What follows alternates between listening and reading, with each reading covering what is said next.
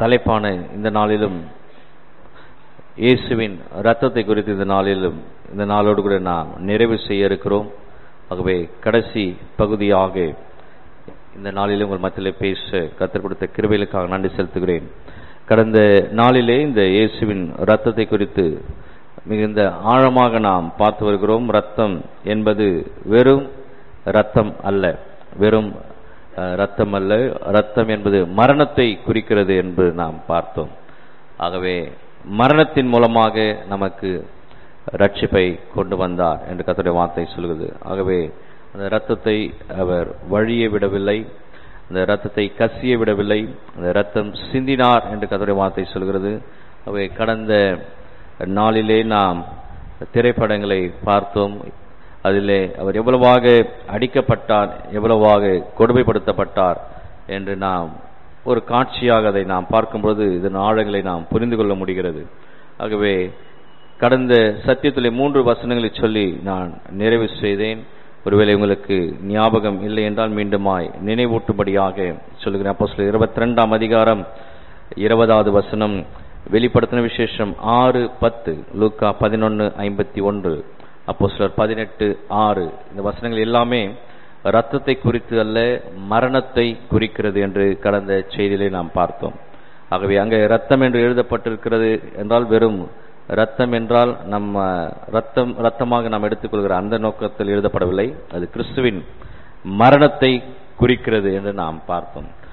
ஆகவே இந்த நாளிலும் இரத்தத்தை குறித்து இன்னும் நேரடியாக சொல்லுகிற அநேக வார்த்தைகளை இந்த நாளிலே நாம் தியானிக்க இருக்கிறோம். ரோமர் 5ஆம் அதிகாரம் ரோமர் 5:9 சொல்லுகிறது. ரோமர் 5:9 சொல்லுகிறது, இப்படி நாம் அவருடைய இரத்தத்தினாலே நீதிமான்களாக்கப்பட்டிருக்க கோபாக்கினைக்கு நீங்களாக அவராலே நாம் ரட்சிக்கப்படுவது அதிக நிச்சயமாமே என்று கர்த்தருடைய வார்த்தை சொல்கிறது. ஆகவே அவருடைய இரத்தத்தினாலே நாம் நீதிமான்களாக்கப்பட்டிருக்கிறோம் என்று கர்த்தருடைய வார்த்தை வருகிறது. ஆகவே அவருடைய இரத்தத்தை ஒருவர் மீது தெளிக்கிறதுனாலே அவர்கள் நீதிமான்களாக்கப்படுகிறார்கள் என்று சொல்லி, அப்படி அந்த அர்த்தத்திலே நாம் அதை எடுத்துக்கொள்ள கூடாது. ரோமர் 5:10 சொல்லுகிறது. அதுக்கு அடுத்த வசனம் சொல்லுகிறது, நாம் தேவனுக்கு சத்துருக்களாயிருக்கையில் அவருடைய குமாரனின் மரணத்தினாலே அவருடனே ஒப்புரவாக்கப்பட்டோமானால் ஒப்புரவாக்கப்பட்ட பின் நாம் அவருடைய ஜீவனிலே ரட்சிக்கப்படுவது அதிக நிச்சயமாமே. ஆகவே 9வது வசனம் என்ன சொல்லுகிறது? இரத்தத்தினாலே நீதிமான்களாக்கப்பட்டிருக்கிறோம். 10வது வசனம் சொல்லுகிறது, மரணத்தினாலே ஒப்புரவாக்கப்பட்டிருக்கிறோம் என்று சொல்லுகிறது. ஆகவே இரண்டும் தனித்தனி சம்பவங்களைப் போல குறிப்பதை போல இருக்கிறது. அதாவது இரத்தத்தினாலே நீதிமான்களாக்கப்பட்டிருக்கிறோம், மரணத்தினாலே தேவனோடு ஒப்புரவாக்கப்பட்டிருக்கிறோம் என்று தனித்தனியாக சொல்வதை போல இருந்தாலும் இரண்டுமே ஒரே காரியத்தை குறித்து தான் நேரடியாக பேசுகிறது. அது என்னென்றால் அது அவருடைய மரணம், கிறிஸ்துவின் மரணம். ஆகவே இப்போது அவருடைய இரத்தத்தினாலே நீதிமான்களாக்கப்பட்டிருக்கிறோம் என்றால் ரட்சிப்பு நிறைவேற 2 பகுதிகள் நடைபெற வேண்டும். ஆகவே ரட்சிப்பு நிறைவேற 2 காரியங்கள் நடைபெற வேண்டும். ஒன்று, இரத்தத்தினாலே நீதிமான்களாக்கப்பட வேண்டும், அவருடைய மரணத்தினாலே ஒப்புரவாக்கப்பட வேண்டும். இது 2ம் நடைபெற வேண்டும். ஆகவே வெறுமனே இயேசுவின் இரத்தத்தை மாத்திரம் எடுத்து தெளித்து கொண்டு நான் நீதிமான் என்று சிலர் சொல்லுவார்கள். இந்த வசனத்தின் அடிப்படையில் இயேசுவின் இரத்தத்தை மாத்திரம் எடுத்துக்கொண்டு நான் நீதிமான் என்று சொல்லக்கூடிய ஒரு வாய்ப்பு உண்டாகும். அப்படி அல்ல. இரண்டுமே ஒன்றையதான் குறிக்கிறது, இரண்டுமே ஒரே காரியத்தான் குறிக்கிறது. அது என்னென்றால் கிறிஸ்துவின் மரணத்தை தான் குறிக்கிறது. ஆகவே நீதிமான்களாக்கப்படுவதற்கு ரத்தம் தெளிக்கப்பட வேண்டும், ஒப்புரவாகப்படுவதற்கு அவருடைய மரணத்தை நான் ஏற்றுக்கொள்ள வேண்டும் என்ற அர்த்தம் அல்ல. இரண்டுமே அவருடைய மரணத்தை தான் குறிக்கிறது. ஆகவே நீதிமான்களாக்கப்பட்டாலும் சரி, ஒப்புரவாக்கப்பட்டாலும் சரி, இரண்டுமே ஒன்றுதான்.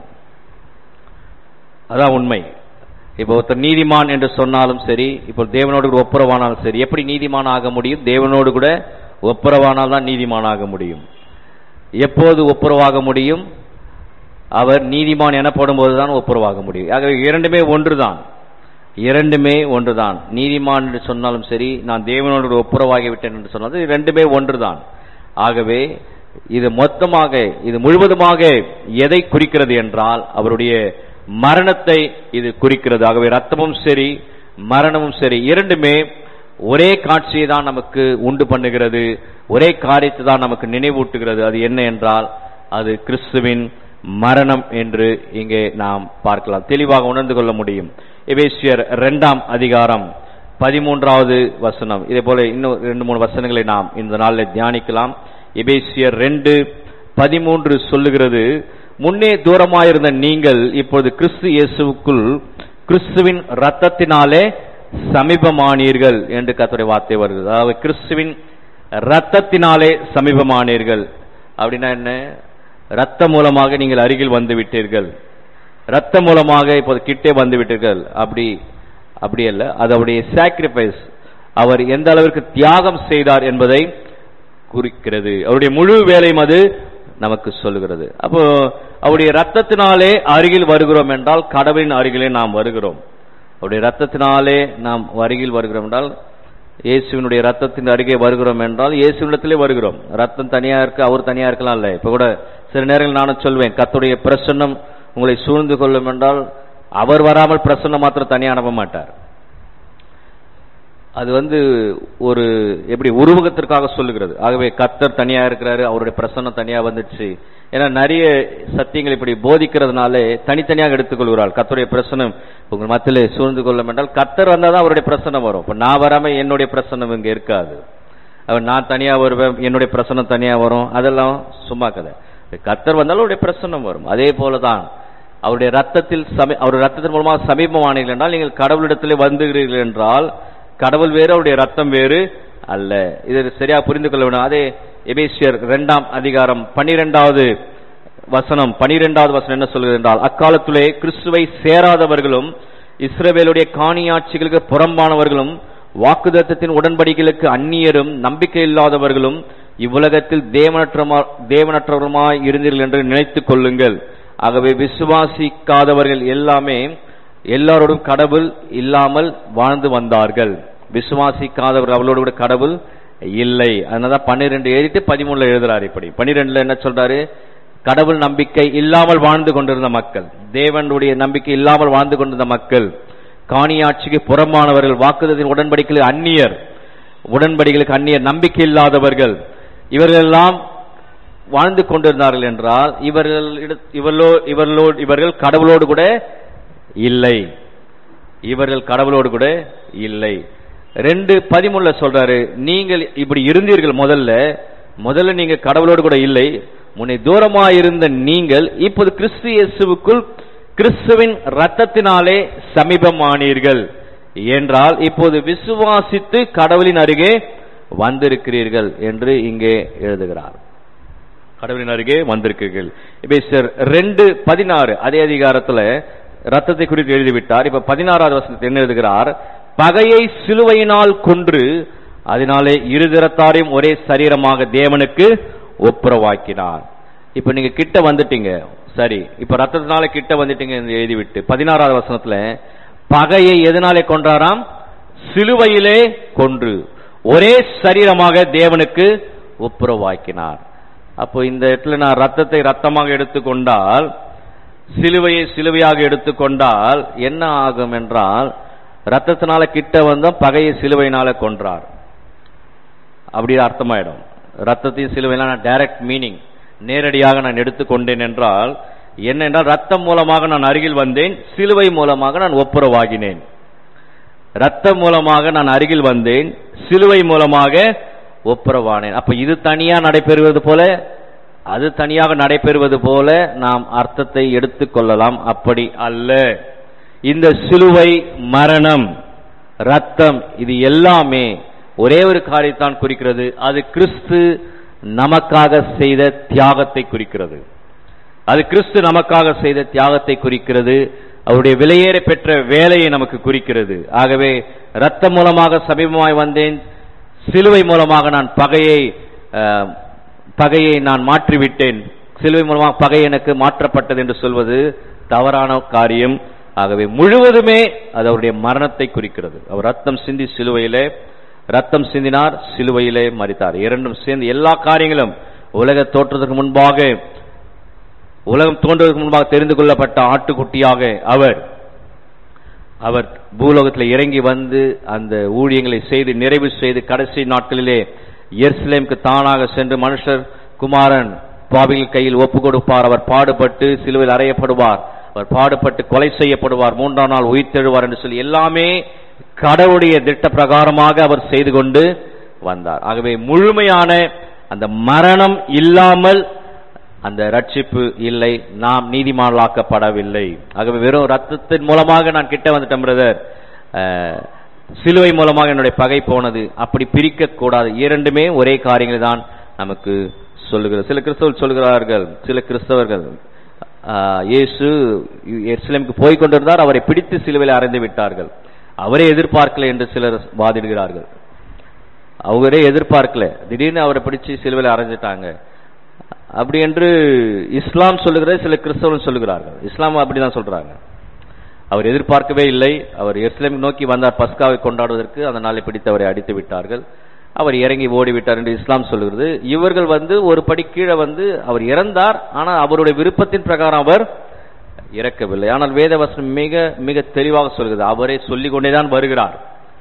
சீஷர்கள் மத்தியில் யோவான்லாம் வெளிப்படுத்த ஆரம்பிச்சிட்டார், நான் இன்னும் கொஞ்ச நாள்ல சாக போறேன், இன்னும் கொஞ்ச நாள் போக போறேன், என்னை நீங்கள் காணாமல் இருப்பீங்க, நான் பரலோகத்துக்கு போக போறேன், நான் போகிற இடத்துல நீங்கள் வரமாட்டீங்க, எல்லாமே தெளிவா சொல்லிக் கொண்டேதான் அவர் போகிறார், பிதாவின் சித்தத்தை நிறைவேற்றதான் போகிறார். ஆனால் வேதத்தை சரியாக படிக்காமல் சில கிறிஸ்தவர்கள் இப்படி பேசிக் கொண்டிருக்கிறார். மரணத்தை விரும்பி ஏற்றுக்கொண்டார். எதற்காக என்றால், இந்த உலகத்தில் பிறக்கிற எந்த ஒரு மனிதனும், நான் அடிக்கடி சொல்கிற வார்த்தை, இந்த உலகத்தில் பிறக்கிற ஒவ்வொரு மனிதனுக்கும் தீர்க்க தரிசன வார்த்தைகள் உண்டு. ஒவ்வொருவரும் இப்படி வாழ்வார்கள் என்று குறி சொல்லுவார்கள், நீங்க இப்படி போறீங்க இப்படி போறீங்கன்னு. ஆனால் இந்த ஒரு மனிதருக்கு மாத்திரம்தான் பிறப்பை பற்றியும் தீர்க்க தரிசனம் உண்டு, இறப்பை பற்றியும் தீர்க்க தரிசனம் உண்டு. வேற யாருக்கும் கிடையாது இந்த உலகத்தில் இப்படிப்பட்ட ஒரு ஸ்லாக்கியம். இவர் எப்படி பிறப்பார் என்ற தீர்க்க தரிசன வார்த்தையும் உண்டு, இவர் எப்படி இறப்பார் என்ற தீர்க்க தரிசன வார்த்தையும். இந்த உலகத்தில் இருக்கிற ஒரே நபர் யார் என்றால் அவர் ஆண்டவராய் இயேசு கிறிஸ்து ஒருவர் மாத்திரமே. இந்த கேள்வியை தான் ஒரு நபர் ஒரு இஸ்லாமியத்தில் பிறகு பெரிய ஒரு அறிவாளி என்று சொல்லிக் கொள்கிற நபரிடத்தில் கேட்டார். இந்த கேள்விக்கு அவரால் பதில் சொல்ல முடியவில்லை. அவர் சொல்கிறார், இயேசுவை விட மிகுந்த பிறப்பு ஆதாமுக்கு உண்டு. ஏனென்றால் இயேசுவுக்காவது தாய் இருந்தார்கள், ஆதாமுக்கு தாயும் கிடையாது தகப்பனும் கிடையாது. அப்போ நீங்கள் ஆதாமை நீங்கள் வணங்குவீர்களா? இவன் கேட்ட கேள்வி சரியான கேள்வி. இவருடைய பிறப்பும் இறப்பும் இந்த உலகத்தில் யாருக்கும் இல்லையே, நீங்கள் சொல்லுகிற நபிகளுக்கு கூட கிடையாது என்று அவன் நேரடியாக கேட்கிறான். அதுக்கு அவர் சொல்லுகிற பதில், இயேசுவின் பிறப்பை பார்க்கலாம் ஆதாமின் பிறப்பு மிகுந்த சிறந்த பிறப்பு, தாயும் தகப்பனும் இல்லாமல் பிறந்தான். ஆகவே ஆதாமை நீங்கள் கடவுளாக ஏற்றுக்கொள்ள முடியுமா என்று இந்த கேட்ட கேள்விக்கு ஒரு பதில் இல்லாமல் ஒரு பதிலை சொல்லுகிறார்கள். கேட்ட கேள்விக்கு ஒரு பதிலே கிடையாது. ஆதாம் எப்படி மரிப்பான் என்று வேதம் சொல்லவில்லை, நபிகள் எப்படி மரிப்பார் என்று குர்ஆன் சொல்லவில்லை. ஆனால் இவருடைய மரணம் எப்படி என்று வேதம் மிக தெளிவாக சொல்வது, அவரே சொல்லிக் கொண்டு செல்கிறார். அது இங்க வேதத்திலே பதியப்பட்டு இருக்கிறது. எல்லாமே இருந்தாலும் ஜனங்கள் ஏற்றுக்கொள்வதற்கு தயக்கம். ஏனென்றால் அவர் பாவத்தை குறித்தும் நீதியை குறித்தும் நம்ம இடத்துல பேசுகிறதுனாலே, எனக்கு இந்த கடவுள் வேண்டாம், எனக்கு இந்த கடவுள் போதும், எனக்கு இந்த கடவுள் போதும். ஏன்னா இவர் பாவத்தை குறித்து பேசுகிறவர், இவர் ஒழுங்கா இருக்கணும்னு சொல்றவர். ஆனால் எனக்கு இந்த கடவுள் வேணா, நான் இங்கேயே இருக்கிறேன், நான் இஷ்ட போல ஆடுவேன், கடவுளுக்கு நான் காணிக்கை செலுத்துவேன் சொல்லி அநேகர் வாழ்ந்து கொண்டிருக்கிறார்கள். இதுல சில கிறிஸ்தவர்களும் அடங்கு. அதுதான் மிகுந்த வருத்தமான ஒரு செய்தி. இந்த இடத்துல வேதம் மிக தெளிவாக சொல்கிற அவருடைய மரணம் ரட்சிப்பை கொண்டு வருகிறது என்று. ஆகவே ரத்தம் தனியாக இல்லை, சிலுவை தனியாக இல்லை. கொலேசியர் 1ஆம் அதிகாரம் 20வது வசனம், கொலேசியர் 1:20, கொலேசியர் 1:20 சொல்லுகிறது, அவர் சிலுவையில் சிந்தின ரத்தத்தினாலே சமாதானத்தை உண்டாக்கி பூலோகத்தில் உள்ளவைகள் பரலோகத்தில் உள்ளவைகள் யாவையும் அவர் மூலமாய் தமக்கு ஒப்புரவாக்கி கொள்ளவும் அவருக்கு பிரியமாயிற்று. இப்ப பிதா தமக்கு எல்லாவற்றையும் எப்படி ஒப்புரவாக்கி கொண்டார்? எப்படி ஒப்புரவாக்கி கொண்டார் என்றால், அவர் சிலுவையில் சிந்தின இரத்தத்தினாலே என்று கர்த்தருடைய வார்த்தை சொல்லுகிறது. எல்லாவற்றையும் பிதா தனக்கு பூலோகத்தில் உள்ளவைகள் பரலோகத்தில் உள்ள எல்லாவற்றையும் மீண்டுமாய் தனக்கு ஒப்புரவாக்கி கொண்டார். இழந்து போன இந்த உலகத்தை மீண்டுமாய் தனக்கு ஒப்புரவாக்கி கொண்டதற்கு காரணம் இவர் சிலுவையில் சிந்தின ரத்தம் என்று இங்கே வேதத்தில் எழுதப்படுகிறது. அவர் சிலுவையிலே ரத்தம் சிந்தினாரா? அவர் சிலுவையிலே ரத்தம் சிந்தினாரா? சிலுவையிலே ரத்தம் சிந்தினாரா? அவர் ஏற்கனவே அடிக்கப்பட்டு ரத்தம் சிந்தி சிலுவையிலே அவர் ஏற்றப்பட்டார். சிலுவையில் ஏற்றப்பட்ட பிறகு அவரை யாரும் அங்கே அவரை அடிக்கவில்லை. சிலுவையிலே ரத்தம் சிந்தினார் என்றால் நீங்க வழியேற்ற சொல்றீங்க. நீங்க என்ன அந்த படத்தை பார்த்துட்டு, பிரதர் ரத்தம் வழிஞ்சிருந்தது, சிந்தினார் என்றால் அடிக்கும் போது வெளியே வருகிற ரத்தம். நான் அதை சொல்றேன். சிந்துவதற்கும் வழிவதற்கும் வித்தியாசம் உண்டு. அவர் சிலுவையிலே ரத்தத்தை சிந்தவில்லை, ரத்தம் வழிந்து கொண்டிருந்தது, அது நான் ஏற்றுக்கொள்கிறேன். சிலுவையிலே ரத்தம் சிந்தவில்லை. அப்ப என்ன அர்த்தம் என்றால் அவருடைய கடினமான வேலை, அந்த மரணத்தை குறித்து அங்கு எழுதப்படுகிற ஒரு வசனம். ஆகவே ரத்தத்தை நான் அப்படியே அர்த்தத்தை எடுத்துக்கொண்டேன் என்றால் சிலுவையிலே ரத்தம் சிந்தினார் என்றால் அந்த அர்த்தத்தில் அல்ல. சிலுவையிலே ரத்தம் வழிந்தது, அவர் அடிக்கப்படும்போது மாத்திரம் அவருடைய ரத்தம் சிந்தப்பட்டது. அதன் மூலமாக தேவன் அவரோடு கூட இந்த காரியங்களை ஒப்புரவாக்கினார், பூலோகத்தையும் பரலோகத்தையும் ஒப்புரவாக்கி கொண்டார் என்று கர்த்தருடைய வார்த்தை சொல்லுகிறது. ஆகவே ரத்தம் எங்கெல்லாம் வருகிறதோ அங்கே ரத்தத்தை ரத்தமாக எடுத்தோம் என்றால் நமக்கு குழப்பம்தான் மிஞ்சும். ரத்தம் எங்கெல்லாம் வருகிறதோ அங்கே ரத்தத்தை ரத்தமாக எடுத்துக்கொண்டோம் என்றால் நமக்கு குழப்பம்தான் மிஞ்சும். ஆகவே ரத்தம் எங்கெல்லாம் வருகிறதோ, நான் கடந்த சத்தியிலே சொன்னது போல, ரத்தம் சில இடங்களிலே கொடூர மரணத்தை குறிக்கிற இடத்திலே வேதம் ரத்தம் என்று எழுதுகிறார்கள். சாக்ரிஃபைஸ் மரணத்திற்கும் ரத்தம் என்று எழுதுகிறார்கள். சில இடங்களிலே மாத்திரம்தான் ரத்தம் ரத்தம் என்று அர்த்தம் கொள்ளப்படும். பல இடங்களிலே மரணம் என்பதற்கு பதிலாக கிரேக்கத்தில் எப்படி எழுதுவார்கள் என்றால் ரத்தம் சிந்துதல் என்று எழுதுவார்கள். கொடூர மரணத்தை ரத்தம் சிந்தி மரித்தான் என்று எழுதுவார்கள். ஆகவே ரத்தத்தை ரத்தமாக எடுத்துக்கொண்டால் நமக்கு அது குழப்பம்தான் வரும். 1 யோவான் 5ஆம் அதிகாரம் 5வது வசனம் 6வது வசனம். 1 யோவான் 5:5-6. இயேசுவானவர், நான் வாசிக்கிறேன். இயேசுவானவர் தேவனுடைய குமாரன் என்று விசுவாசிக்கிறவனே என்று உலகத்தை ஜெயிக்கிறவன் யார் என்று கர்த்தருடைய வார்த்தை வருகிறது. இயேசு கிறிஸ்துவாகிய இவரே ஜலத்தினாலும் இரத்தத்தினாலும் வந்தவர். ஜலத்தினாலே மாத்திரமல்ல, ஜலத்தினாலும் இரத்தத்தினாலும் வந்தவர். ஆவியானவர் சத்தியமாகியால் ஆவியானவரே சாட்சி கொடுக்கிறார். ஆகவே இந்த உலகத்தை ஜெயிக்கிறவர்கள் யார் என்றால் அவர் விசுவாசிக்கிற பிள்ளைகள். அடுத்த வசனம் சொல்கிறது, அவர் எப்படி வந்தார் என்றால் ஜலத்தினாலும் இரத்தத்தினாலும் வந்தவர் என்று கர்த்தருடைய வார்த்தை சொல்லுகிறது. அப்போ ஜலம் என்பது அவருடைய ஞானஸ்நானத்தை குறிக்கிறது. ரத்தம் என்று எதை குறிக்கிறது என்றால் மரணத்தை குறிக்கிறது. இதை தவிர வேறொன்றையும் அங்கே குறிக்கவில்லை. இவரே ஜலத்தினாலும் இரத்தத்தினாலும் வந்தவர் என்றால் அது ரத்தத்தை நேரடியாக எடுத்துக்கொண்டோம் என்றால் இயேசுவானவர் மாதிரி மற்ற அவதாரங்களும் ஜலமும் ரத்தமும் அவங்க சரீரத்தில் இருக்குது. அவதாரங்கள் என்று சொல்லுகிற நபர்கள் அவங்க சரீரமும் 60% வாட்டர் இருக்கு, அதுலயும் ரத்தம் இருக்கு. அப்ப இவர் இங்க எதை ரத்தமாக எடுத்துக்கொள்ளக்கூடாது. என்ன அர்த்தத்தில் சொல்லுகிறாங்க என்றால் ஞானஸ்தானத்தையும் மரணத்தையும். அதனால்தான் முன்னாடி வசனம் எழுதுறாரு, அவரை விசுவாசிக்கிறவன் உலகத்தை ஜெயிக்கிறவன் யார். அப்ப எப்படின்னா யார் இந்த உலகத்தை ஜெயிப்பார்கள் என்றால் இவர் ஞானஸ்தானத்தை எடுத்தவர், மரித்தவர். இந்த உலகத்திலே பாவங்களுக்காக மரித்தவர் இவர் ஒருவர் தான், வேற யாரும் மரிக்கவில்லை. மீதெல்லாம் பாவம் செஞ்சுட்டு மரிச்சுட்டு போயிடுறாங்க. பாவங்களுக்காக மரித்தவர் இவர் ஒரு. ஆனாதான் ஜலத்தினாலும் ரத்தத்தினாலும் வந்தவர். ரத்தம் என்றால் மரணம் குறிக்கிறது, மரணத்தை குறிக்கிறது. ஆகவே இவர் ஒருவர் தான் அப்படி வந்தவர். ஆனால் தான் முன்னாடி வசனம் இவரை விசுவாசிக்காமல் இந்த உலகத்தை ஒருவராலும் ஜெயிக்க முடியாது என்று எழுதுகிறார். தெளிவாக இங்கே போடப்பட்டிருக்கிறது. வெறும் ஜலத்தினால் ரத்தத்தினால, நான் கூட ஜலத்தினால் ரத்தத்தினால் தான் வந்திருக்கிறேன், நீங்களும் அப்படிதான் இருக்கிறீங்க, எல்லாருமே அப்படிதான். அந்த அர்த்தத்தில் எழுதப்படவில்லை. ஆகவே அவர் சிலுவையின் மரித்ததன் மூலமாக ரட்சிப்பை நிறைவேற்றினார். சிலுவையில் மரித்ததன் மூலமாக ரட்சிப்பை நிறைவேற்றினார். வெளிப்படுத்தின விசேஷம் 1ஆம் அதிகாரம் 6வது வசனம் சொல்லுகிறது. வெளிப்படுத்தின விசேஷம் 1:6 மிகுந்த தெளிவாக அங்கே சொல்கிறதை நாம் பார்க்கிறோம்.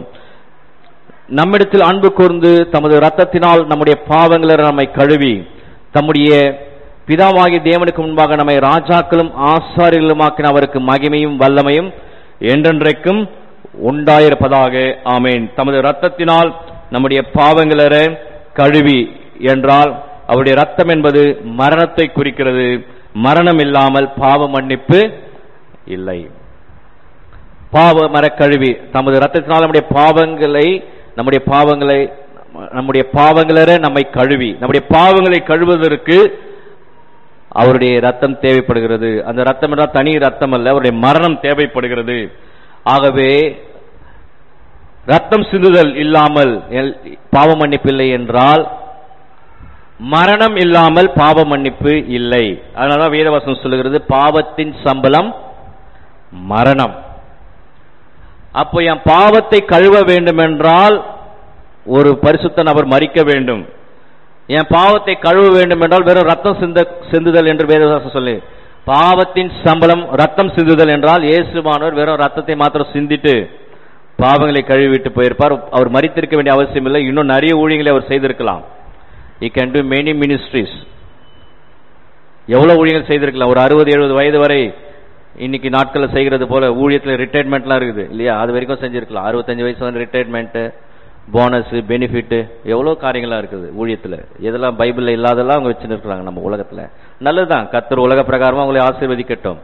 இயேசுவானவர் வெறும் ரத்தத்தை சிந்தி, பாவத்தின் சம்பளம் மரணம் என்று இருக்குது, பாவத்தின் சம்பளம் ரத்தம் சிந்துதல் என்று இல்லை. அப்படி வெறும் பாவத்தின் சம்பளம் ரத்தம் சிந்துதல் என்றால் இயேசுவானவருடைய ரத்தத்தை சிந்திவிட்டு இது போதும் உங்க பாவங்களை கழுவுவதற்கு என்று சொல்லி அவர் இன்னும் அநேக காரியங்களை செய்திருக்கலாம், அநேக ஊழியங்களை செய்திருக்கலாம். இஸ்லாம் சொல்கிறது போல அவர் இந்தியாவுக்கு வந்திருக்கலாம், காஷ்மீர்ல உட்கார்ந்து இருக்கலாம், திருமணம் செய்திருக்கலாம், எவ்வளவு காரியம் செஞ்சிருக்கலாம். அப்படி இல்லை, பாவத்தின் சம்பளம் மரணம். அப்போ ஒரு நபர் மரிக்கப்பட வேண்டும் என்பது தேவனுடைய சித்தம். அதனால வெளிப்பட சொல்றார், நம்மை பாவங்களே கழுவி அவருடைய ரத்தத்தினாலே என்றால், அதாவது ரத்தத்தினாலே அல்ல, அவருடைய மரணத்தினாலே நம்முடைய பாவங்களை அவர் கழுவுகிறார். ரொம்ப முக்கியமான ஒரு சத்தியம் இது. வெளிப்படுத்தின விசேஷம் 7ஆம் அதிகாரம் 14வது வசனம். வெளிப்படுத்தின விசேஷம். நான் இத்தனை வசனங்களை சொல்லுகிறதுக்கு ஒரே காரணம், ரத்தத்தை ரத்தமாக எடுத்துக்கொண்டால் என்ன அர்த்தம் வரும் என்று சொல்லிக் கொண்டிருக்கிறேன். வெளிப்படுத்தின விசேஷம் 7ஆம் அதிகாரம் 14வது வசனம் சொல்றது, அதற்கு நான் ஆண்டவனே அது உமக்கே தெரியும் என்றேன். அப்போது இவர்கள் மிகுந்த உபத்திரவத்திலிருந்து வந்தவர்கள், இவர்கள் தங்கள் அங்கிகளை ஆட்டுக்குட்டியானுடைய ரத்தத்தில் தோய்த்து வெளுத்தவர்கள் என்று கர்த்தருடைய வார்த்தை சொல்கிறது. ஆட்டுக்குட்டியானவருடைய ரத்தத்திலே தோய்த்து வெளுத்தவர்கள். பொதுவாக ரத்தத்தில் தோய்த்தால் எப்படி இருக்காது, என்ன கலர்ல வரும்? ரெட் கலர்ல தான் வரும். ரத்தத்தில் நீங்க துணியை போட்டீங்கன்னா ரெட் கலர் தான் வரும். ஆனால் இவர்கள் ஆட்டுக்குட்டியானுடைய ரத்தத்தில் தோய்த்து வெண்மையாக்கி இருக்கிறார்கள் என்றால் ரத்தத்தை ரத்தமாக அங்க சொல்லவில்லை, அதுதான் சொல்ல வரேன். அப்ப ஆட்டுக்குட்டியான ரத்தத்தில் தோய்த்து வெளுத்தவர்கள் என்றால் எப்படி சிவப்பு கலர்ல போயிட்டு வெள்ளை துணியை போட்டீங்கன்னா அது சிவப்பாக தான் மாறும். ஆனால் இவர்கள் வெளுத்தவர்கள் என்றால் வெள்ளையாக இருக்கிறது என்று வேதம் சாஸ்திரம் சொல்லுகிறது. அப்படி என்றால் என்ன அர்த்தம் என்றால் ரத்தத்தை ரத்தமாக எடுத்துக்கொள்ளக் கூடாது. அது என்ன அர்த்தம் என்றால் அவருடைய மரணத்தினாலே இவர்கள் வெண்மையாக இருக்கிறார்கள், இவர்கள் பாவங்கள் கழுவப்பட்டிருக்கிறது. அதுதான் சொல்றார். அதனால அந்த இடத்துல எதுவும் ரத்தத்தினாலே தோய்த்தவர் என்று எழுதுகிறார். அதை அப்படியே எடுத்துக்கொள்ளக் கூடாது. இது கிறிஸ்துவின் தியாகமான வேலையை, அவருடைய முழு வேலையும் காட்டுகிறதாக இருக்கிறது. வெளிப்படுத்தின விசேஷம் 12ஆம் அதிகாரம் 11வது வசனம் என்ன சொல்கிறது என்றால், மரணம் நேரிடராய் இருந்தாலும் அதற்கு தப்பும்படி தங்கள் ஜீவனையும் பாராமல் ஆட்டுக்குட்டியின் ரத்தத்தினாலும் தங்கள் சாட்சியின் வசனத்தினாலும் அவனை ஜெயித்தார்கள் என்று கர்த்தருடைய வார்த்தை சொல்கிறது. ஆகவே ஆட்டுக்குட்டியானவருடைய ரத்தத்தினாலும் சாட்சியின் வசனத்தினாலும் ஜெயித்தார்கள் என்று கர்த்தருடைய. யார் ஜெயித்தார்கள் என்றால் அதுக்கு முன்பாக இருக்கிற ஒரு வசனம், அப்போது வானத்திலே ஒரு பெரிய சத்தம் உண்டாகி, இப்போது ரட்சிப்பும் வல்லமை நமது தேவனுடைய ராஜ்யம் அவருடைய கிறிஸ்துவின் அதிகாரம் உண்டாயிருக்கிறது. இரவும் பகலும் நம்முடைய தேவனுக்கு முன்பாக நம்முடைய சகோதரர் மேல் குற்றம் சுமத்தும் பொருட்டு அவர்கள் மேல் குற்றம் சாட்டுகிறவன் தாழ தள்ளப்பட்டு போனான் என்று கர்த்தருடைய வார்த்தை சொல்லுகிறது. ஆகையால் 12வது வசனம், ஆகையால் பரலோகங்களே அவைகளில் வாசமாயிருக்கிறவர்களே கலிகூறுங்கள், பூமியிலும் சமுத்திரத்திலும் குடியிருக்கிறவர்களே ஐயோ, பிசாசானவன் தனக்கு கொஞ்ச காலம் மாத்திரம் உண்டு என்று அறிந்து மிகுந்த கோபம் கொண்டு உங்களிடத்தில் இறங்கினபடியால் உங்களுக்கு ஆபத்து வரும் என்று சொல்ல கேட்டேன் என்று கர்த்தருடைய வார்த்தை சொல்லுகிறது. அப்போ யார் இதில் ஜெயித்தார்கள் என்றால், இந்த பூமியில் இருக்கிற பிள்ளைகள் எப்படி ஜெயித்தார்கள் என்றால் ஆட்டுக்குட்டியினுடைய ரத்தத்தினாலும் தங்கள் சாட்சியின் வசனத்தினாலும் என்று கர்த்தருடைய வார்த்தை வருகிறது. அப்படின்னா என்னன்னா, வார்த்தையினாலே ஜெயிக்கிறார்கள், அவருடைய மரணத்தினாலே, கிறிஸ்துவனுடைய மரணத்தினாலே அவனை ஜெயிக்கிறார்கள், மரணத்தினாலே அவனை ஜெயிக்கிறார்கள். இதுதான் சரியான ஒரு இது காரியம். ஆகவே ரத்தத்தினாலே ஜெயித்தார்கள் என்று சொல்லி சிலர் ரத்தத்துக்கு முக்கியத்துவம் கொடுத்து கொண்டு இருக்கிறார்கள். த பிரீசியஸ் பிளட், இயேசு ரத்தம் சிந்தினது உண்மைதான், அது ரத்தத்துக்கு மாத்திரம் எடுத்துக்கொள்ளக்கூடாது. இன்று அநேக சுயாதீன திருச்சபைகள் என்று சொல்லுவோம், இண்டிபெண்டன்ஸ், இந்த ரத்தத்துக்கு ஒரு பெரிய ஆராதனைகள், ரத்தத்துக்கு ஒரு பெரிய வல்லமை இருக்கிறது போல, ரத்தம் பூசப்பட்டது போல அநேக காரியங்களை தெரியாமல் செய்து கொண்டிருக்கிறார்கள். அப்படி அல்ல, அது சரியான ஒரு உபதேசம் அல்ல, சரியான உபதேசம் அல்ல. முழுமையாக எனக்காக அவர் மரித்திருக்கிறார், அந்த மரணம் வரை நான் விசுவாசிக்கிறது தான் சரியான ஒரு விடுதலையாக இருக்கு. அப்படிதான் நான் ஜெயிக்க முடியும், அப்படிதான் நான் ஜெயிக்க முடியும். வெளிப்படுத்தின விசேஷம் 19ஆம் அதிகாரம் 12வது வசனம் சொல்கிறது. வெளிப்படுத்தின விசேஷம் 19:12 சொல்கிறது, அவருடைய கண்கள் அக்கினி ஜுவாலை போல் இருந்தன. அவருடைய இரண்டாம் வருகையிலே அவர் எப்படி வருவார் என்று கர்த்தருடைய வார்த்தை சொல்கிறது. இரண்டாம் வருகையிலே அவர் எப்படி இருப்பார்? அவருடைய கண்கள் அக்கினி ஜுவாலை போல் இருந்தன, அவருடைய சிரசின் மேல் அநேக கிரீடங்கள் இருந்தன, அவருக்கே என்று வேறொருக்கும் தெரியாத ஒரு நாமம் எழுதியிருந்தது, ரத்தத்தில் தோய்க்கப்பட்ட வஸ்திரத்தை தரித்திருந்தார். அவருடைய நாமம் தேவனுடைய வார்த்தை என்பதை ரத்தத்தில் தோய்க்கப்பட்ட வஸ்திரம். ரத்தத்தில் தோய்க்கப்பட்ட வஸ்திரம்னா பிளட்ல நினைச்சு சில கமெண்டேட்டர்ஸ் இப்படி சொல்கிறார். சில சொல்கிறார்கள் அவர் சிலுவையில் சிந்தின ரத்தத்தை அவர் மேலே எடுத்துக்கொண்டு போய்விட்டார், வரும்போது அந்த ரத்தத்தில் தோய்ச்சி ஒரு ட்ரெஸ் போட்டு வருவார். கமெண்டேட்டர்ஸ் தியாலஜியன்ஸ் சிலர் அப்படி எழுதுகிறார். அப்படி அல்ல, அந்த அர்த்தத்தில் சொல்லப்படவில்லை. அது வரைக்கும் அவர் வச்சிருந்த அந்த ரத்தத்தை வச்சிருந்து அதுல தோய்ச்சி அப்படின்னா ரெட் கலர் ட்ரெஸ் போட்டுனா வருவாரு. அப்படி கிடையாது. நம்ம போற நம்மளுக்கே வெள்ளை ட்ரெஸ் கொடுக்குறேன்னு சொல்றாங்க. அவரு ரெட் கலர்ல போட்டு ஜிகினா மாதிரி அப்படிலாம் பூசினா வருவார். இல்ல இல்ல, அது என்னென்றால் அவர் சிலுவையில் செய்த தியாகம், அவர் கல்வாரி சிலுவையில் செய்த தியாகம், அந்த தியாகத்தோடு கூட தான் வருவார். நியாயம் இருக்கும் பொழுது இவ்வளவு செய்தும் நீங்கள் நம்பாமல் இருந்தீர்களே என்று நியாயந்திருப்பார். அன்பிலீஃப் பீப்புள், அதாவது விசுவாசிக்காத மக்களை நியாயந்திருக்கும் பொழுது ரத்தத்தில் தோய்ந்த வஸ்திரத்தை தரித்து கொண்டு உட்கார்ந்து இருக்கிறார் என்றால் அவர் கர்வாலி சிலுவையில் சேர்ந்த தியாகத்தோடு கூட உட்கார்ந்து கொண்டிருப்பார். அவருடைய கண்கள் அக்கினி ஜுவாலை போல இருக்க. இவ்வளவு பண்ணியும் நீ நம்பாம சுத்தி நின்றியேப்பா அப்படின்ற மாதிரி இருக்கும் அந்த பார்வை. அதுதான் அங்கே பேசப்படுகிற ஒரு காரியம். நேற்றைய தினத்தில் கூட இந்த பேஷன் ஆஃப் கிரைஸ்ட் படத்தை அங்கே போட்டுக்கொண்டு இருக்கும்போது ஒரு சிலர் பார்த்தார்கள், ஒரு சிலர் அந்த பக்கம் திரைப்படம் ஓடிக்கொண்டு, ஒரு சிலர் வேகமாக சென்று கொண்டிருக்கிறார்கள், ஒரு சிலர் பைக்கை ஓட்டி கொண்டிருக்கிறார்கள், ஒரு சிலர் விளையாடி கொண்டிருக்கிறார்கள், ஒரு சிலர் நின்று பேசி கொண்டிருக்கிறார்கள். இப்போ அவங்க எல்லாம் எப்படி நியாயம் தீர்ப்பார்? ரெட் கலர் ட்ரெஸ் போட்டு பயமுறுத்த வருவார்? இல்ல, அப்படி வரமாட்டார். ஏன் படத்தை இவ்வளவு தியாகத்தை கூட அந்த பிள்ளைங்க எத்தனை வந்து படத்தை போடுதுங்க, அதை கூட பார்த்து திருந்தாம இருக்கிறீன்னு சொல்லி அவருடைய கண்கள் அக்கினி ஜுவாலை போல இருக்கும் என்று கர்த்தருடைய வார்த்தை சொல்ல. அவர் அந்த தியாகத்தை அவர் அணிந்து கொண்டிருப்பார். ஆகவே இயேசுவின் ரத்தம் அவருடைய முழு வேலையும் அங்கே குறிக்கிறதை நாம் பார்க்கிறோம். ஆகவே இன்னும் சில வேத பகுதிகளை கொஞ்சம் ஆழமாக நாம் பார்ப்போம். இன்னும் சில வேத பகுதிகளை பார்த்து நாம் நிறைவு செய்வோம். 1 கொரிந்தியர் 10ஆம் அதிகாரம் 16வது வசனம். 1 கொரிந்தியர் 10:16 சொல்லுகிற 1 கொரிந்தியர் 10:16 சொல்லுகிற, நாம் ஆசீர்வதிக்கிற ஆசீர்வாதத்தின் பாத்திரம் கிறிஸ்துவனுடைய ரத்தத்தின் ஐக்கியமாய் இருக்கிறது அல்லவா, நாம் பிற்கிற அப்பம் கிறிஸ்துவனுடைய சரீரத்தின் ஐக்கியமாய் இருக்கிறது அல்லவா என்று கர்த்தருடைய வார்த்தை சொல்கிறது. இது ரத்தத்தை பிரிக்கிறது அல்ல. நாம் ஆசீர்வதிக்கிற ஆசீர்வாதத்தின் பாத்திரம் கிறிஸ்துவனுடைய ரத்தத்தின் ஐக்கியமாய் இருக்கிறது அல்லவா என்றால், இப்ப அந்த ரத்தத்தை என்ன பண்றோம்? நாம் எல்லாரும் பானம் பண்ணுவோம். அந்த ரத்தத்தை பிரிக்கிற ஒரு காரியம் அல்ல, இது அவருடைய தியாகத்தையும் வேலையையும் எல்லாவற்றையும் குறிக்கிற ஒரு செயல். இப்போ இன்னும் ஆதாரமா நிறைய காரியங்களை நாம் அதில் பார்க்கலாம்.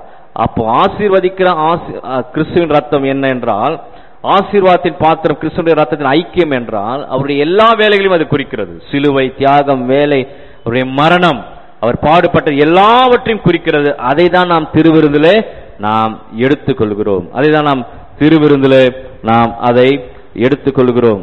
ஆகவே வெளிப்படுத்தின விசேஷம் 11ஆம் அதிகாரம் 27வது வசனம். வெளிப்படுத்தின விசேஷம் 1 கொரிந்தியர் 11:27. 1 கொரிந்தியர் 11:27.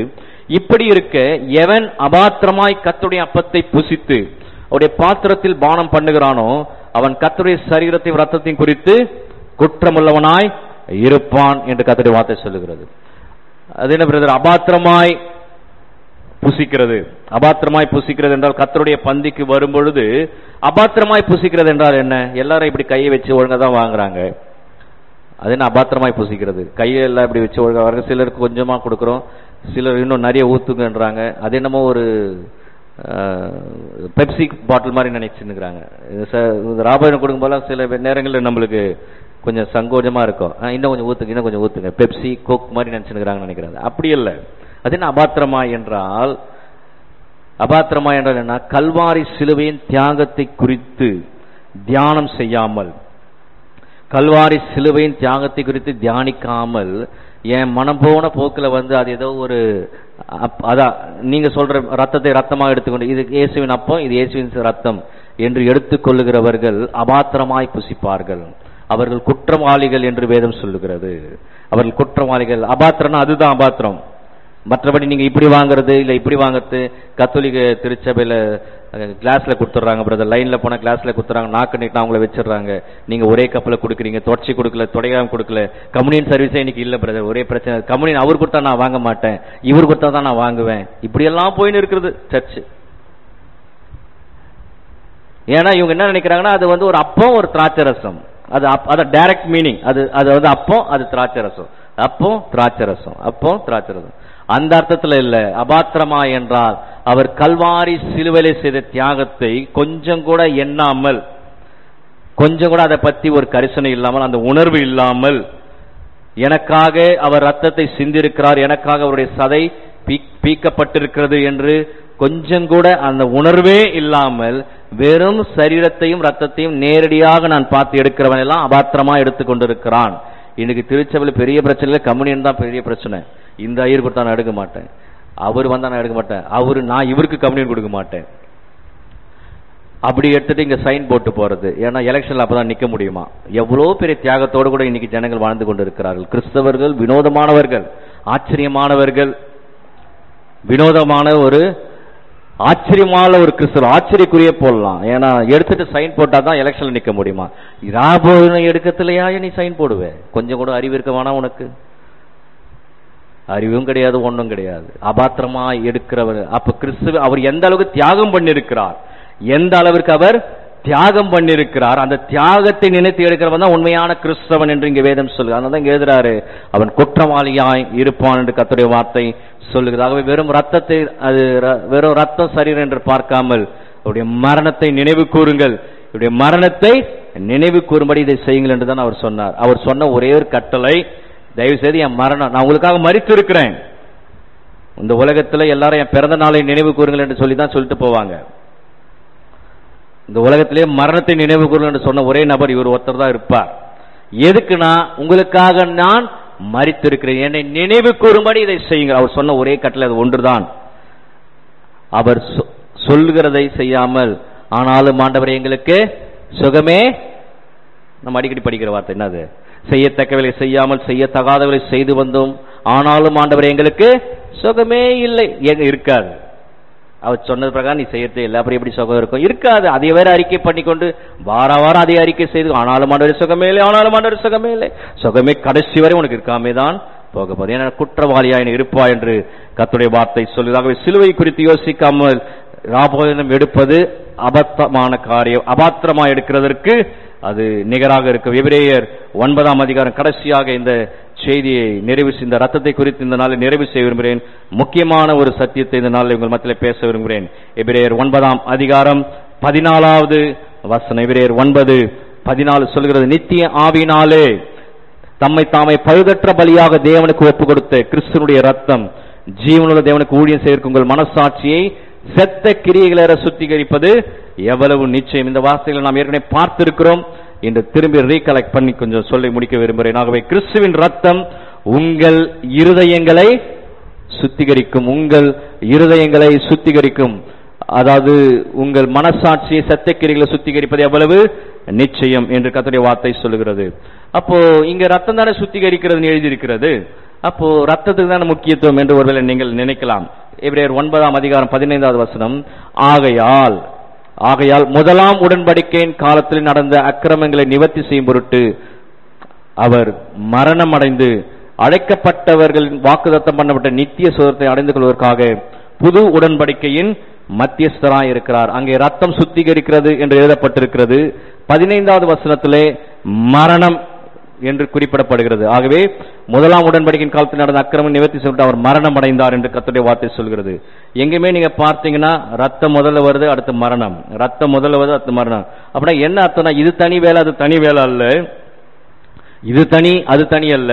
ரத்தம் நீதிமானாக்கும், மரணம் என்னை ஒப்புரவாக்கும் என்பதல்ல, இரண்டும் சேர்ந்ததுதான் கிறிஸ்துவின் மரணம். ஆகவே கிறிஸ்துவின் ரத்தம் என்னை சுத்திகரிக்கிறது. 15வது வசனத்திலே மரணம் என்னை புது உடன்படிக்கைக்குள் நடத்துகிறது என்று இங்கே கர்த்தருடைய வார்த்தை சொல்கிறார். அப்ப என்ன மொத்தமா சேர்ந்துதான் அதை சொல்லுகிறார். அங்க இது தனியா நடைபெறும் தனியா நடைபெறும் என்று அர்த்தம் அல்ல. ஆகவே 14 ரத்தம், 15 மரணம், இரண்டுமே ஒன்றை தான் குறிக்கிறது. இரண்டுமே கிறிஸ்துவின் மரணத்திற்கு சமமாக இருக்கிறது. அதுமே ரெண்டுமே ஒன்றுதான். 14 ரத்தத்தை குறித்து பேசுகிறார், 15 மரணத்தை குறித்து பேசுகிறார். இரண்டுமே கிறிஸ்துவின் மரணத்திற்கு சமமாக தான் இருக்கிறது. எபிரேயர் 9ஆம் அதிகாரம் 16வது வசனம் மிகுந்த ஆழமான ஒரு வசனம். ஏனென்றால் இங்கதான் ரொம்ப முக்கியமான ஒரு விஷயத்தை வரேன். ஏனென்றால் இந்த ஹோல் மெசேஜுக்கு இதுதான் கீ பாயிண்ட். ஏனென்றால் எங்கே மரண சாசனம் உண்டோ அங்கே அந்த சாசனத்தை எழுதினுடைய மரணமும் உண்டாக வேண்டும். இதுதான் ரொம்ப முக்கியமான ஒரு வசனம். அதை விலக்கிக் கொண்டே வரார், எபிரேயர்ல விலக்கிக் கொண்டே வரார். அப்பா வெறும் ரத்தம் மாத்திரம், ரத்தத்துக்காக இல்லை, நம்ம ஆளுங்க ரத்தம் எடுத்துன்னு இருக்காங்க. எங்கே மரணம் தான் மிக முக்கியம், மரணம் தான் ரொம்ப முக்கியம், அதுதான் ரொம்ப முக்கியம்.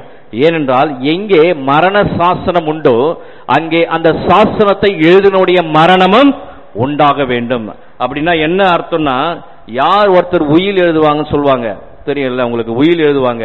அந்த உயிலுக்கு எப்ப வேல்யூ அப்படின்னா, அவர் உயிரோடு இருக்கிற வரைக்கும் உயிலுக்கு வேல்யூ கிடையாது இல்லையா? அவர் உயிரோடு இருக்கிற வரைக்கும் உயிலுக்கு வேலை கிடையாது. அவர் இறந்த பிறகுதான் அந்த உயிலுக்கு வேல்யூ. அதனாலே சில பேர் என்ன பண்ணிடுறாங்க, பெத்த மகனே அப்பாவை கொலை பண்ணிடுறான். இவர் எவ்வளவு நாள் தான் இருப்பாரு, இவர் உக்காந்துக்கிறாரு, அதனால என்ன பண்ண பிடிச்சி கொலை பண்ணிட்டு சொத்து எடுத்துன்னு போயிட்டு அவன் பேர்ல எழுதிக்கிறான். இதெல்லாம் நடக்கிற காரியங்கள் தான். அதனாலே பாதி பேர் உயில் எழுதாமே உட்காந்துக்கிறாங்க, அது வேற விஷயம். அது உயில் எழுதுனா அவ்வளவு தான், எங்க தண்ணி தெளிச்சு விட்டுருவான பையன். உயில் எழுதாமே கடைசி வரைக்கும் உட்காந்து ஆண்டு அனுபவித்துட்டு செல்லுகிற சில குடும்பங்களும் உண்டு, கொலை செய்கிற குடும்பங்களும் உண்டு. இங்க என்ன சொல்கிறது என்றால், யார் ஒருவன் உயில் எழுதுறானோ அவன் உயில் எப்ப வேல்யூ ஆகும்னா அவன் மரணத்துக்கு பிறகுதான் உயில் வேல்யூ. அதுதான் மரண சாசனம். அவன் மரித்த பிறகுதான் அந்த மரணத்திற்கு சாசனத்திற்கு இது உயில் நம்பிக்கை உண்டு, அதற்கு ஒரு அதிகாரம் உண்டு. அதனால தான் எழுதுறாரு. ஏனென்றால் எங்கே மரண சாசனம் உண்டோ அங்கே அந்த சாசனத்தை எழுதினுடைய மரணமும் உண்டாக வேண்டும் என்று இங்கே எழுதுகிறார். அப்ப மரண சாசனம் எப்போது உறுதி செய்யப்படும் என்றால், அவர் இறந்த பிறகுதான் மரண சாசனம் உறுதி செய்யப்படும். அப்போ கிறிஸ்து பாவங்களுக்காக மரிக்க வேண்டும் அப்படி என்பது மரண சாசனம், ஏற்கனவே சொல்லப்பட்ட வார்த்தை. அப்ப அவர் மரிக்காம வெறும் ரத்தம் மாத்திரம் சிந்திட்டாரு, அதுலயே எனக்கு பாவம் மன்னிப்பு உண்டாயிடுச்சு, அதுலயே நான் தேவனோட ஒப்புரவாயிட்டேன்னு சொல்வது அபத்தமான ஒரு காரியம். அதனாலதான் எபிரேயர்ல ரொம்ப தெளிவா எழுதினே வராரு. இல்லப்பா அவர் அவருடைய மரணம் தான் மெயின். அவர் ரத்தம் சிந்துதல், சிலுவை, முள்மூடி, கிரீடம், அங்கி, இதெல்லாமே இருந்ததுதான், இல்லைன்னு சொல்ல, எல்லாமே சேர்ந்ததுதான் அந்த மரணம். அப்ப ரத்தம் தனியா போச்சு, சிலுவை தனியா சுமந்தாரு, அப்படிலாம் இல்ல, எல்லாம் சேர்ந்ததுதான். மரணம் தான் முக்கியமே தவிர மற்ற காரியங்கள் எல்லாமே அதோடு கூட இணைந்தவைகள். ஆகவே கிறிஸ்து மரித்தால் தான் பாவத்தின் சம்பளம் மரணம். ஆகவே கிறிஸ்து மரித்தால் தான் என்னுடைய பாவங்கள் கழுவப்பட வேண்டும் என்பது கர்த்தருடைய கட்டளை. அதனால எபிரேயர் 9 மரண சாசனம் அப்பொழுதுதான் அதற்கு உயிர் உண்டு என்று எழுதுகிறார். அதே எபிரேயர் 9:18 ரொம்ப அழகா இன்னொரு வசனத்தை எழுதுறார் பாருங்க. எபிரேயர் 9:18 எழுதுறார், அந்தபடி முதலாம் உடன்படிக்கையும் ரத்தம் இல்லாமல் பிரதிஷ்டை பண்ணப்படவில்லை. இதுதான் ரொம்ப கீ பாயிண்ட்.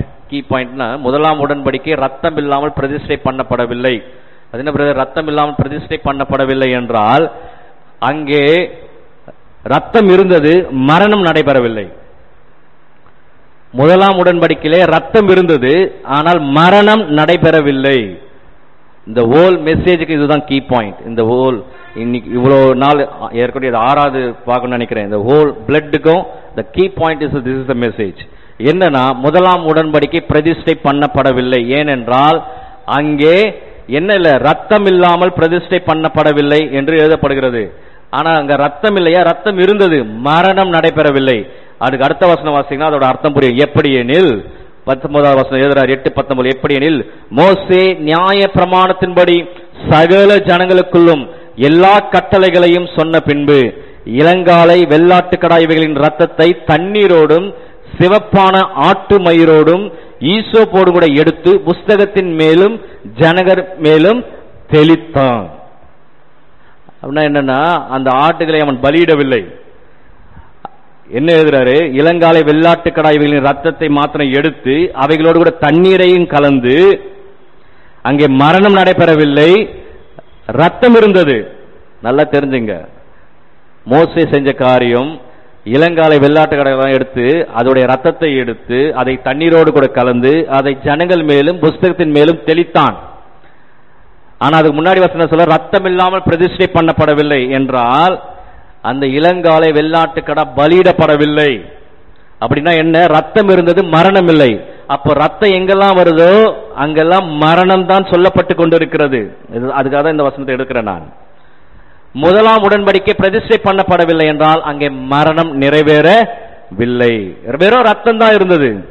ஆனா வசனம் எப்படி சொல்றது? ரத்தம் சிந்துதல், ரத்தம் இல்லாமல் பிரதிஷ்டை பண்ணப்படவில்லை என்றால் அவர்கள் எந்த அர்த்தத்தில் எழுதுகிறார்கள் என்றால் அங்கே மரணம் இல்லை, அதனாலே பிரதிஷ்டை பண்ணப்படவில்லை. மோசே அந்த ரத்தத்தை, ஆட்டு ரத்தத்தை எடுத்து தண்ணீரோடு கூட கலந்து எல்லார் மேலேயும் தெளிக்கிறான். ஆகவே மரணம் இல்லாமல் பாவ மன்னிப்பு இல்லை. ஆனாலே முதலாம் உடன்படிக்கை பிரதிஷ்டை பண்ணப்படவில்லை என்று கர்த்தருடைய வார்த்தை சொல்லு. எபிரேயர் எவ்வளவு டீப்பா எழுதின்னு போறார் பாருங்க, எவ்வளவு ஆழமா எழுதுறாரு பாருங்க. எபிரேயர் 13:11. இப்போ 13:11 பாருங்க. ஏனென்றால் இப்போ காலங்கள் கடந்த பின்பு, ஏனென்றால் எந்த மிருகங்களுடைய ரத்தமும் பாவங்களின் நிமித்தமாக பரிசுத்த ஸ்தலத்துக்குள் பிரதான ஆசாரியர்களை கொண்டு வரப்படுகிறதோ அந்த மிருகங்களின் உடல்கள் பாளையத்துக்கு புறம்பே சுட்டரிக்கப்படும். அதுக்கப்புறம் தான் மிருகங்களை பலியிடுகிற ஒரு பழக்கத்தை கொண்டு வருகிறார்கள். இப்போ இயேசுவும் நகர வாசலுக்கு புறம்பே பாடுபட்டார் என்று நாம் வேதத்திலே வாசிக்கிறோம். மிருகங்கள் நகர வாசலுக்கு புறம்பே சுட்டரிக்கப்பட்டது போல இயேசுவும் நகர வாசலுக்கு புறம்பே பாடுபட்டார். ஆகவே மிருகங்கள் சுட்டரிக்கப்பட்டது போல இயேசுவும் மரித்தார். ஆகவே மரணம் மாத்திரமே நம்மை பாவ நிமித்தத்திலிருந்து நமக்கு பாவ மன்னிப்பை கொண்டு வருகிறது. மரணம் மாத்திரமே நம்மை தேவனோடு கூட ஒப்புரவாக்குகிறது.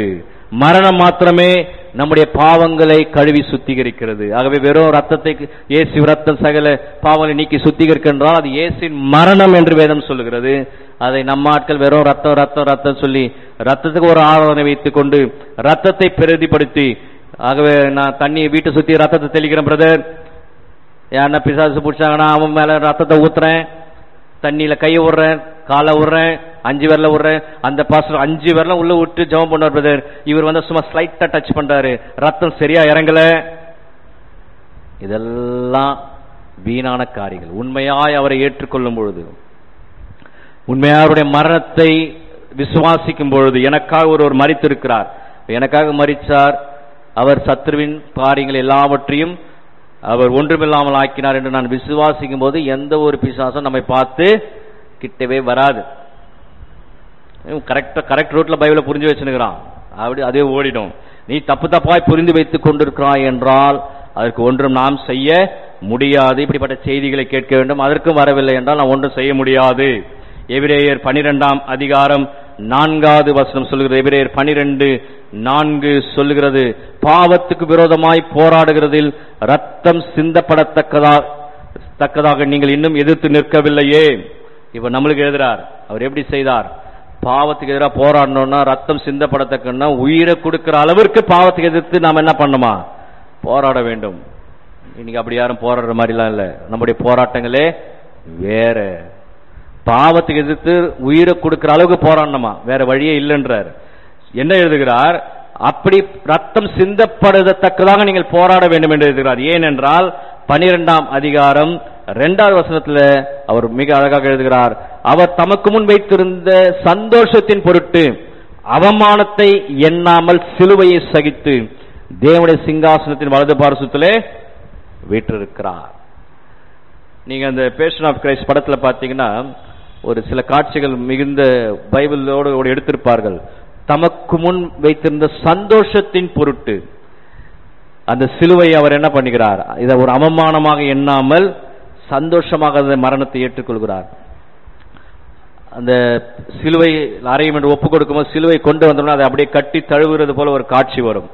அந்த திருடன் கேட்பான், அறிவில்லையா உனக்கு, சிலுவையை போய் கட்டி தழுவுகிறாயே அப்படின்னு கேட்பான். அந்த இடத்துல அவர் மனசுக்குள்ளே சொல்றார், father I am ready to two your work, நான் உம்முடைய சித்தத்தை செய்வதற்கு நான் ஆயத்தமாக இருக்கேன்னு சொல்லி அந்த சிலுவையை கட்டி தழுவார். அந்த காட்சி மிகுந்த தத்ரூபமான ஒரு காட்சி. அது நிறைய பேர் பார்த்தீங்களா நான் தெரியல. தனக்கு முன்பாக வைத்திருக்கிற சந்தோஷத்தின் பொருட்டு சிலுவையை அவர் அவமானமாக எண்ணாமல் மனதில் சந்தோஷமாக ஏற்றுக்கொண்டார். அதனால இன்று அவர் தேவனுடைய வலது பாசத்திலே வீற்றிருக்கிறார். அதெல்லாம் முக்கியமான சத்தியம். ஆகவே இந்த உலகத்திலே இந்த உலக வாழ்வு ரொம்ப முக்கியமான வாழ்வு என்று வாழ்பவர்களுக்கு இந்த சிலுவை குறித்த உபதேசம் மிகுந்த பைத்தியகாரதனமாய் இருக்கும். இந்த உலகத்தில் நடக்கிற அவமானங்கள், தோல்விகள், இந்த உலகத்தில் நடக்கிற காரியங்கள் எல்லாமே என்னுடைய நித்திய வாழ்விற்கு எனக்கு மகிழ்ச்சியை கொண்டு வரும் என்று சொல்லி அப்படி ஏற்றுக்கொள்ளும் போது இதெல்லாமே எனக்கு ஒரு பெரிய காரியமாக இருக்காது. அதனால தான் எபிரேயர் 12:3 எழுதுறார், ஆகையால் அவர் அப்படி ஏற்றுக்கொண்டதுனால, ஆகையால் நீங்கள் இளைப்புள்ளவர்களாய் உங்கள் ஆத்துமாக்களில் சோர்ந்து போகாதபடி நமக்கு விரோதமாய் பாவிகளால் செய்யப்பட்ட விதமான விபரீதங்களை சகித்த அவரையே நினைத்துக் கொள்ளுங்கள். அவரே நினைத்துக் கொள்ளும் பொழுது நீங்கள் பாவத்திற்கு எதிராக ரத்தம் சிந்தப்படுகிற அளவுக்கு நீங்கள் போராடுவீர்கள். ரத்தம் சிந்தப்படுகிறது அளவுக்கு என்றால் you are ready to tie for Christ. அதான் சொல்ற, ஒருவன் என்னை பின்பற்ற விரும்பினால் தன்னைத்தான் வெறுத்து தன் சிலுவை எடுத்து என்னை பின்பற்ற கடவன். நான் எப்படி அந்த முதல் சத்தியத்தில் சொன்னேன், சாம்பல் புதன் அன்று எப்படி சிலுவையை சுமந்து கொண்டு அந்த எருசலேம் நகர் வீதியிலே குற்றவாளி செல்கிறானோ அதே போல சிலுவையை சுமந்து கொண்டு நீங்களும் நானும் இயேசுவை பின்பற்றி செல்வதுதான் சிறந்த ஒரு, அதுதான் அந்த வாழ்க்கைக்கு தான் இங்க அழைக்கிறார். அதுதான் இங்க சொல்றார் எபிரேயர் 12:3, பாவத்துக்கு விரோதமாய் போராடுகிறதில் உயிரே போனாலும் சரி, மரணம் வந்தாலும் சரி, அவர் மரணத்தை எப்படி எதிர்த்து கொண்டாரோ அதே போல ஏற்றுக்கொள்ளுகிறது தான் கர்த்தர் நமக்கு முன்பாக வைத்திருக்கிற ஒரு வாழ்க்கையாக. பாவத்துக்கு மரித்தாலும் பரவாயில்லை என்று போராடுகிற கிறிஸ்தவர்களை கர்த்தர் இன்று தேடுகிறார். இப்படிப்பட்ட செய்தியை சொன்னா பாதி பேர் எழுந்து போயிடுவாங்க. ஆசீர்வதிக்கிற தேவன் அங்கிருந்து வந்து இங்க உட்கார்ந்தேன், பாவத்துக்கு எதிராக இவர் போராடி மறிக்க சொல்கிறாரே, இந்த காரியம்லாம் எனக்கு ஒத்து வராது என்று சொல்லி பாதி பேர் இந்த வீடுகளில் தூங்கி கொண்டிருக்கிறார்கள். கர்த்தர் அவர்களை ஆசீர்வதிப்பாராக. நேற்றைய தினத்திலே கொண்டு போன சிலுவை எளிதாக சுமந்து சென்று விடலாம். பண ஓலையை வெட்டி அந்த ஓலையை செய்து சிலுவை எடுத்துக்கொண்டு குருத்தோலை ஞாயிறு பவனி எடுத்துக்கொண்டு வீட்டிலே சிலுவை எடுத்துக்கொள்வது எளிதாக சென்று கொண்டு இந்த சிலுவை எளிதாக சுமக்கலாம். ஆனால் நான் சொல்லுகிற இந்த சிலுவை சுமப்பது மிகுந்த கடினம். அதை இயேசு செய்து நமக்கு முன்மாதிரியாக சென்றிருக்கிறார். ரத்தத்தை சிந்தினார் என்றால் மரிக்கிற அளவிற்கு போய்விட்டார், மரித்தார், அவ்வளவுதான், முடிஞ்சு. அதுக்கு மேல ஒண்ணுமே கிடையாது. ஏன்னா தனக்கு இதனால உண்டாக போற சந்தோஷம் அவருக்கு நன்றாக தெரியும். இன்னும் இந்த ஆத்மாவையும் இந்த சரீரத்தை தான் அவர்கள் அடிக்க முடியும், உள்ளான ஆவியான மனிதனை அவர்களால் ஒன்றும் தொட முடியாது என்பது இயேசுக்கு நன்றாக தெரியாகவே சந்தோஷத்தோடு கூட அந்த சிலுவையை அவர் சுமந்தார். ரத்தம் சிந்தினார் என்றால் மரணத்தை ருசி பார்த்தார். ஆகவே அவருடைய பிள்ளைகளான நீங்களும் நானும், அவருடைய பிள்ளைகளான அவரை வழித்தோன்றர்களான நீங்களும் நானும் அந்த அளவிற்கு, கடைசியாக நான் சொன்ன இந்த வசனம், பாவத்துக்கு எதிராக உயிரே போனாலும் சரி, ஜீவனே போனாலும் சரி, அவர் எப்படி மரணத்தை எதிர்கொண்டாரோ அதே போல நானும் மரணத்தை எதிர்கொள்ள ஆயத்தமாக இருக்கிறேன். அப்படி சொல்லுகிறவர்களே உண்மையான கிறிஸ்தவர்கள் என்று வேதம் சொல்லுகிறது. அப்படிப்பட்ட வாழ்க்கைக்குள் கர்த்தர் நம்மை நடத்துவாராக. கண்களை மூடி கர்த்தருடைய பரிசுத்த சமூகத்தை நோக்கி நாம் பார்ப்போம்.